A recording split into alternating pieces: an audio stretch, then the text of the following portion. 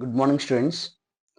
మరి ఈరోజు ఈ వీడియోలో ఇంటర్నల్ ఆర్ ఇంటీరియర్ మనకు ఒక్కోసారి ఎగ్జామ్లో ఇంటర్నల్ అని అడుగుతాడు, లేకపోతే ఇంటీరియర్ ట్యాంజెంట్ అని అడుగుతాడు. క్వశ్చన్ వచ్చేటప్పటికి draw A internal tangents two circles of radius 30 mm and radius 20 mm. The central distance between the two circles is 75 mm. మనకి క్వశ్చన్ ఈ విధంగా అడిగాడండి. టూ రేడియస్ ఇచ్చాడు. అయితేని ఒక్కొక్కసారి క్వశ్చన్లో డయామీటర్లో కూడా ఇస్తాడు. డయామీటర్ వచ్చేటప్పటికి మనము దాన్ని ఆఫ్ చేసుకుంటే మనకి రేడియస్ వస్తుంది. ఇక్కడ రెండు రేడియస్ ఇచ్చాడు. రేడియస్ R1 ఎంత ఇచ్చాడంటే 30 mm ఇచ్చాడు. R2 ఎంత ఇచ్చాడంటే 20 mm ఇచ్చాడు. Central distance between the two circles వచ్చేటప్పటికి రెండు సర్కిల్స్కి మధ్యలోకి సెంట్రల్ డిస్టెన్స్ ఎంత ఇచ్చాడంటే 75 mm ఇచ్చాడు. సో మనం ఇచ్చిన డేటా రాసుకుందాము. R1 is equal to 30 mm ఇచ్చాడు. R2 is equal to 20 mm ఇచ్చాడు. అండ్ తర్వాత సెంట్రల్ డిస్టెన్స్ వచ్చేటప్పుడు ఎంత ఇచ్చాడంటే అండి 75 mm ఇచ్చాడు. మరి దీన్ని ఏ విధంగా డ్రా చేయాలో చూద్దాం. అయితే మనం చేయాల్సింది ఏంటంటే అండి, ఇంటర్నల్ ట్యాంజెంట్ అడిగాడు కాబట్టి, క్వశ్చన్లో ఇంటర్నల్ ట్యాంజెంట్ అడిగాడు కాబట్టి, ఇంటర్నల్ ట్యాంజెంట్ అంటే మనం ఏం చేయాలంటే అండి, ఇంటర్నల్ ట్యాంజెంట్ కోసం మనం చేయవలసింది R1 ప్లస్ R2 చేస్తాము. R1 ఎంతండి 30 mm, R2 20 mm. రెండు చేస్తే మనకి ఎంత వస్తుందంటే 50 mm వస్తుంది. ఇది గుర్తుపెట్టుకోవాలి అందరూ. ఇంటర్నల్ ట్యాంజెంట్కి R1 ప్లస్ R2 చేస్తాము. మరి ఇప్పుడు ఈ క్వశ్చన్ ఎలా డ్రా చేయాలో చూద్దాం. ఫస్ట్ ఆఫ్ ఆల్ స్కేల్ తోటి మనం ఏం చేస్తామంటే అండి, రేడియస్ ఎంత ఇచ్చాడండి 30 mm ఇచ్చాడు కాబట్టి డైరెక్ట్గా 30 mm తీసుకుందాం. ఓకే, 30 mm ఇచ్చాడు కాబట్టి 30 mmతో నేను కాంపస్తో తీసుకుని ఏదో ఒక పాయింట్ తీసుకుని ఒక సర్కిల్ డ్రా చేయడం చేస్తానండి. ఒక పాయింట్ తీసుకుని ఈ విధంగా రేడియస్ 30 mm తోటి ఒక సర్కిల్ డ్రా చేశాను. ఇక్కడ నుంచి మనం ఏం చేద్దామంటే అండి, సెంట్రల్ డిస్టెన్స్ ఇచ్చాడండి. మనకి సెంట్రల్ డిస్టెన్స్ ఎంత ఇచ్చాడంటే డేటా రాసుకున్నాం కదండి, 75 mm ఇచ్చాడు. సో 75 mm కాబట్టి 75 mmతో లైట్గా ఒక లైన్ డ్రా చేసుకోండి. 75 mmతో లైట్గా ఒక లైన్ డ్రా చేసుకున్నాను ఈ విధంగా. ఓకే, ఇప్పుడు రేడియస్ ఎంత ఇచ్చాడండి అండి 20 mm ఇచ్చాడు. రేడియస్ 20 mm తీసుకుంటున్నాను నేను. అగైన్ రేడియస్ 20 mm తీసుకుంటున్నాను. ఇది 20 mm తీసుకున్నాను. కాంపస్ తోటి తీసుకుని 20 mm ఇంకొక సర్కిల్ ఇది పాయింట్ చేసి ఇంకో సర్కిల్ డ్రా చేస్తానండి. ఓకే అండి, ఇంకో సెంటర్ డ్రా చేశాను నేను. ఇప్పుడు ఏం చేస్తానంటే నేమింగ్ ఇచ్చుకుంటానండి. ఈ సెంటర్ పేరు వచ్చేటప్పటికి O1 అంటే ఈ సెంటర్ వచ్చేటప్పటికి O2 అయింది. నేను ఇప్పుడు ఏం చేస్తానంటే అండి, నాకు O1 O2 లైన్ ఏదైతే ఉందో దాన్ని బైసెక్షన్ చేసుకుంటాను. బైసెక్షన్ పాయింట్ ఎలా చేసుకుంటాము, మోర్ దెన్ హాఫ్ తీసుకుంటాం, సగం కంటే ఎక్కువ తీసుకుంటాము. O1 సెంటర్ చేసి ఇటు ఒక ఆర్క్ కట్ చేసుకుంటాము అండ్ బాటమ్ ఒక ఆర్క్ కట్ చేసుకుంటాం.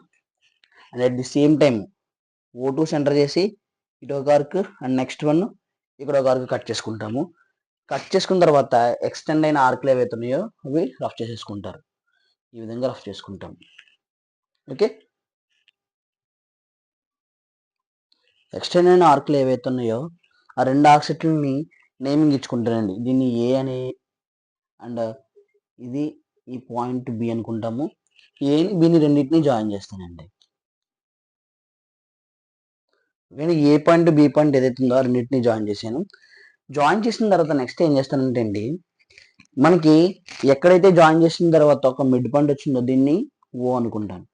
O నుంచి O1 ఎంత ఉందో O నుంచి O2 కూడా అదే కదా ఉంటుంది డిస్టెన్స్. సో ఏదో ఒక డిస్టెన్స్ తీసుకుంటారు. O నుంచి O1 తీసుకుంటాను.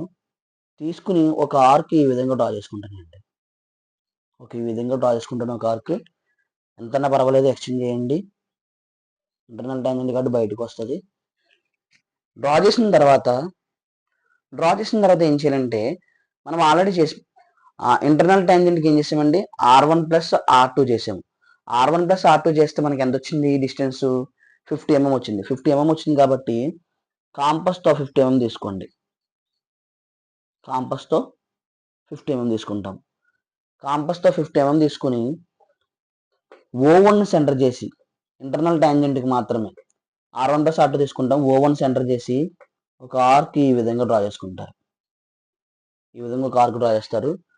డ్రా చేసినప్పుడు ఆ ఆర్క్ అనేది మనం ఆల్రెడీ డ్రా చేసిన ఈ ఆర్క్కి ఎక్కడైతే టచ్ అయిందో ఈ పాయింట్ మనం ఏమనుకుంటామంటే సి అనే పాయింట్ అనుకుంటామండి. ఏ పాయింట్ అనుకుంటాం? సి పాయింట్ అనుకుంటాం. సి నుంచి O1ని జాయిన్ చేస్తాము. సి నుంచి O1ని జాయిన్ చేసుకుంటాము. And at the same time C నుంచి O2ని కూడా జాయిన్ చేసుకుంటామండి. సి నుంచి O2ని కూడా జాయిన్ చేస్తాం. ఈ విధంగా జాయిన్ చేసే టైంలో మనం సి నుంచి O1 జాయిన్ చేసేటప్పుడు ఈ సర్కిల్ మీద ఒక పాయింట్ దగ్గర టచ్ అయింది కదండి. సో ఈ పాయింట్ని ఏమంటానంటే నేను డి అనే పాయింట్ ఇండికేట్ చేసుకుంటాను. డి అనే పాయింట్. ఇప్పుడు సిడి లైన్ ఏ విధంగా ఉందో డ్రాఫ్టర్ని ఆ ప్లేస్లో సెట్ చేసుకుని ఈ విధంగా సెట్ చేసుకుని ఇప్పుడు ఏం చేయాలంటే అండి డ్రాఫ్టర్ను మూవ్ చేసుకుంటూ వచ్చి ప్యారలల్గా ఒక లైను O2 నుంచి సర్కిల్ మీదకి ఒక లైన్ డ్రా చేసుకోవాలండి ఈ విధంగా.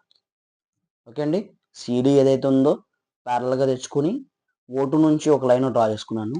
డ్రా చేసుకున్న తర్వాత ఎక్కడైతే టచ్ అయిందో ఆ పాయింట్ ఈ అనే పాయింట్ అవుతుంది. ఈ పాయింట్ అవుతుంది.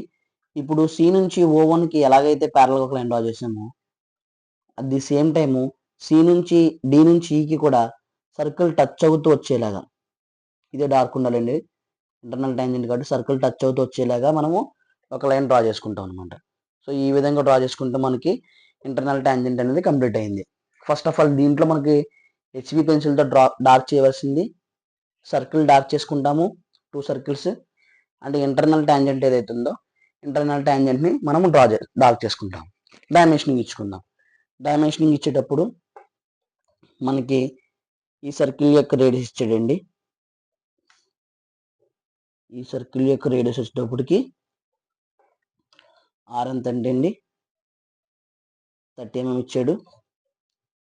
సో రేడియస్ 30 అని రాస్తాము. నెక్స్ట్ వన్ ఈ సర్కిల్ వచ్చేటప్పటికి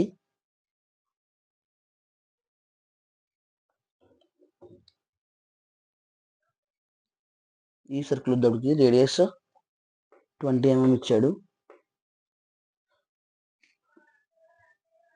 R20 అని రాస్తామండి. నెక్స్ట్ వన్ ఈ సెంట్రల్ డిస్టెన్స్ ఇచ్చాడండి. ఓకే, ఈ సెంట్రల్ డిస్టెన్స్ ఇచ్చాడు.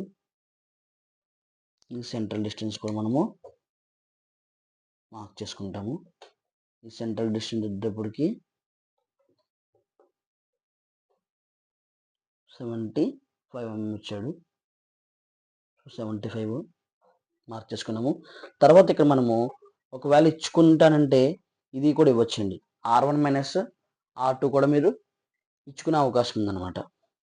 సో ఈ డిస్టెన్స్ కాబట్టి ఇదిగా R1 - R2 కాబట్టి దీన్ని మీరు ఇండికేట్ చేసేటప్పుడు సో ఈ విధంగా ఇండికేట్ చేసుకుని బయటికి తీసుకొచ్చుకుని సో ఇక్కడ మనము R1 + R2 అండి, R1 - కాదు R1 + R2 కూడా ఇచ్చుకోవచ్చు. సో ఈ విధంగా డ్రా చేసుకుంటే మనకి